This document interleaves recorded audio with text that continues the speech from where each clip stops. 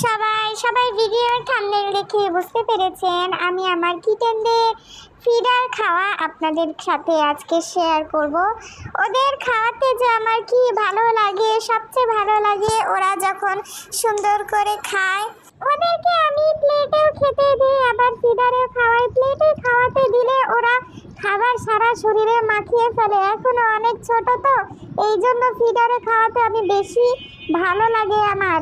আপনারা অনেকেই জিজ্ঞাসা করেছেন ওদেরকে আমি কি খাওয়াই। ওদেরকে আমি মাছ বেশি খাওয়াই, কারণ এখন অনেক গরমে কনস্টিপেশনের প্রবলেম হয়, শরীরে পানির ঘাটতি হয়, আর গরমের জন্য ওদের সহজে পটি ক্লিয়ার হয় না। এই জন্য মাছের সাথে আমি মিক্সড কুমড়া আর বেশি করে পানি ব্লেন্ডার করে দেই। অবশ্যই ওদের খাবারে কোনো লবণ মশলা দেওয়া যাবে না। মনে রাখবেন, লবণ এবং মশলা জাতীয় খাবার ওদের পেট ও শরীরের জন্য মারাত্মক ক্ষতিকর। এই গরমে আপনার বিড়ালের বাচ্চাগুলোর যত্ন নেওয়ার জন্য প্রচুর পরিমাণে পানি ওদের খাবারে যোগ করতে হবে, কারণ ওরা নিজের থেকে কোনো পানি খায় না। এক নিঃশ্বাসে অনেক বেশি ভাষণ দিয়ে ফেলাইছে, আপনারা কিছু মনে করেন না।